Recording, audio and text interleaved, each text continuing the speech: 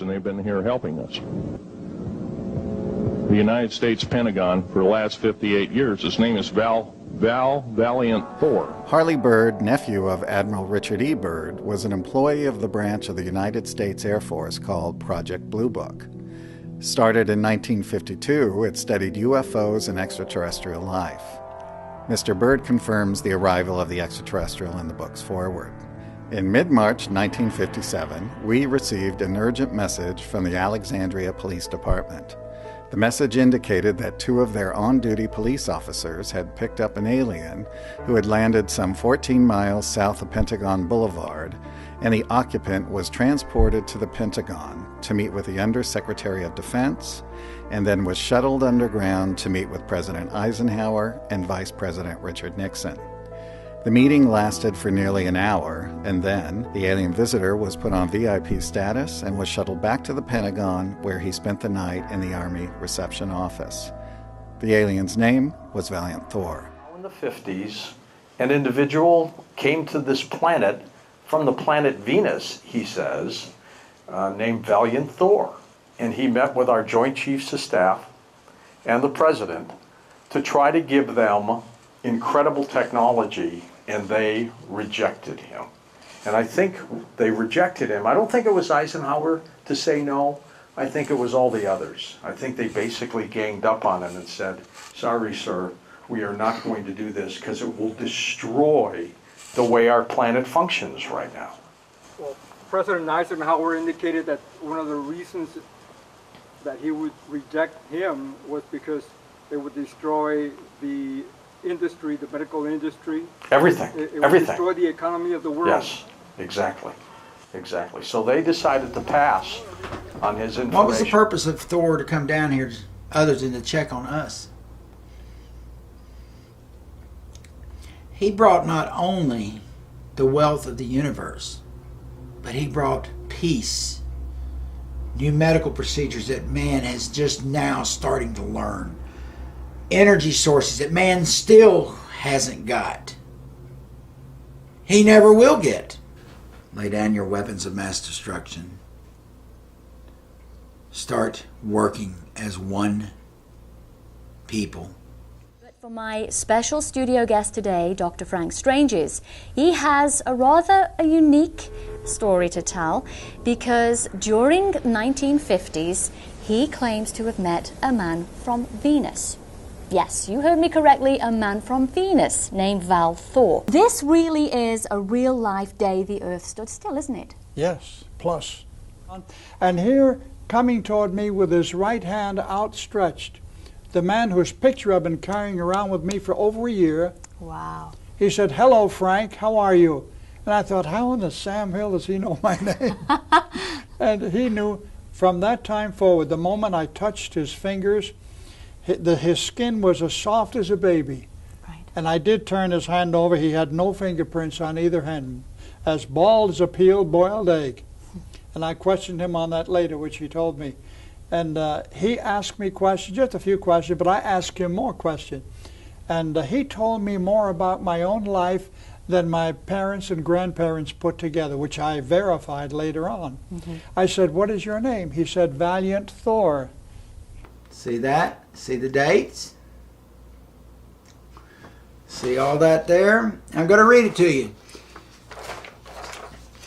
Colonel A.J. Goodpaster, he's the Secretary of Staff at the White House. He goes in the Oval Office and briefs the President. Remember now, Eisenhower is in office. I enclosed a copy and memorandum which I have just sent to Herbert Hoover, Admiral Radford, and Gordon Gray, which I thought might interest you. Sincerely yours, Alan Dulles. They're planning for Thor's arrival. And this here came out of the Eisenhower Library. I want you to see that. Let's see. Let me move it over here. There you go. See that? Eisenhower Library. Eisenhower knew he better get his act together because somebody's coming to visit. You remember that? November 20th, 1956? 2 days later, we get another memo from Alan Dulles to Colonel Goodpaster, again, the Chief of Secretary of Staff at the White House. November 22nd, 1956. See all that? See the Central Intelligence? Yeah, they are all talking about this. And this is what it says. I enclosed a copy and a memorandum which I have just sent to Herbert Hoover, Admiral Rabb, and Gordon Gray, which I thought will interest you. Notice enclosure. Well, the enclosure is right here. As you can see, it was added. And this is what it says. We need a date and a location for the arrival. We have less than 3 months. Contact the Vatican as soon as possible. There's the Vatican. Valiant Thor was labeled the space emissary by the Department of Defense, and that the landing of Valiant Thor is perhaps the first documented landing of a human-type alien by military officials. Valiant Thor lived at the Pentagon from March 16, 1957 through March 16, 1960. He came with a divine design for mankind and asked President Eisenhower to implement it throughout the United States, then the world. In December 1959, knowing his presence on Earth was shrouded in government secrecy, Valiant Thor contacted Nancy Warren, a high-level clearance secretary at the Pentagon, who in turn contacted Dr. Frank Stranges, who then met with Valiant Thor. Their friendship lasted until Dr. Frank's death in November of 2008. He told me his name was Valiant Thor. He grabbed my hand. His hand was skin soft as a lady's or a baby's skin, but it was a grip of a man. And we spent 30 minutes, mostly me asking questions and he giving answers. And he claimed that he was from the inside of the planet that our Bible calls the morning and the evening star, the planet Venus. He said There's yes. something special about Val that, you know, you've already mentioned about having no fingerprints. Yes. He has no navel. No, he has no navel and he has no fingerprints. This is why I believe he falls in the category of a created being, just like an angelic being. Mm-hmm. And he's unique in his way, believe you me. Thor arrived in Alexander, Virginia, March 13th, 1957 at 12 o'clock, high noon. They were waiting for him. They picked him, Elder Don up, and Anemia. Remember them three names. You have Thor, it's easy to remember. Elder Don, some call him Commander Don. We know him as Elder Don. And Anemia, that is Thor. Jabba Anu Afra Thor. This man right here, that is Elder Don. And of course, that's Anemia. Met with many world leaders in 1958 in Bimini. Lay down your weapons of mass destruction. Start working as one people. He had the prime ministers from Russia, England, Germany, Japan, South America, Canada. I mean, they met individually down there or in small groups. These world leaders didn't know the full extent who they were meeting or who they were seeing. Brought everything that man could ever dream of here to bring this world, known in the ancient days as the Garden of Eden, the sacred garden of the sacred children. Unfortunately, greedy people within the United States government and certain Western Allied powers, and especially the Vatican, didn't have much say-so on the matter. And it was actually turned down. So you were talking about your connection with Eisenhower, the president, and there is a lot of legendary mythos about him being very instrumental in what we now have today as a truth embargo and in our very beginnings with our interaction with ET species. There's a story that he met with them. There's a story that things were negotiated through his presidency. Well, I mean, we have to understand that the Second World War wasn't really one. We were dealing with things like Project Paperclip. We were dealing with, you know, Admiral Byrd in 1947 going to Nazi bases in Antarctica and being defeated. Admiral Byrd, you've been to both the North Pole and the South Pole. Is there any unexplored land left on this earth that might appeal to adventurous young Americans? Yes, there is.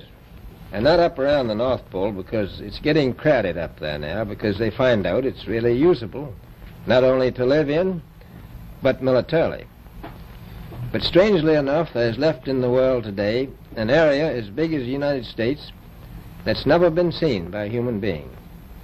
And that's beyond the pole, on the other side of the South Pole, from Middle America. And I think it's quite astonishing that there should be an area as big as that unexplored. That's a tremendous So challenge. there's a lot of adventure left down at the bottom of the world. So, I mean, all these things were going on underneath. I mean, it's like this whole other reality is going on that we don't hear about. You know, all of a sudden he's voted into, you know, presidency, and, you know, this facade of, you know, winning the war, you know, begins to just take us further and further away from, you know, the extraterrestrial concept, and what that really means, and what it was, you know, what is it really about? What is the interaction? And so I would say that he was instrumental in warning us about the military-industrial complex, and his integrity, and I think, you know, the imprint that he left, you know, has allowed us to look back and open that door up and you know, ask these questions that weren't asked back then. But my intuitive hit is that the Nordics were connected to the Germans, and it wasn't this whole, oh, you know, he made a deal with the wrong guys. It was like there needed to be so much, you know, discernment and clarity about the larger picture, that how can you possibly do that in those times? I mean, this is what we're trying to sort out now. Sure. Is these timelines and the deeper history connected to secret societies, connected to you know, these deeper, you know, ET agendas that have been around for thousands of years. And so when it presents itself to a world government or to these power structures, you know, there's been pieces put into place specifically on purpose in order to create this outer facade, which we read in our history books, that have nothing to do with the true history of what actually is going on. We are, as a people, inherently and historically opposed to secret society, to secret oaths, and to secret proceedings. For we are opposed around the world by a monolithic and ruthless conspiracy that relies primarily on covert means for expanding its sphere of influence, on infiltration instead of invasion, on subversion instead of elections, on intimidation instead of free choice.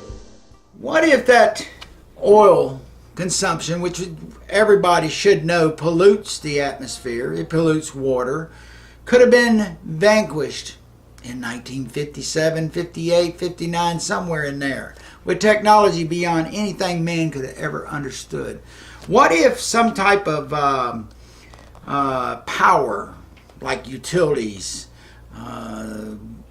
water stations and stuff like that, could have been enhanced beyond anybody's comprehension or understanding? What if that could have truly happened? And it should have happened. Val, just getting back to Val, where is he today? Valiant Thor today is on board Victor 1, his spacecraft, not too far from the waterline of Lake Mead, Nevada, not too far from Las Vegas. He's there with his entire complement.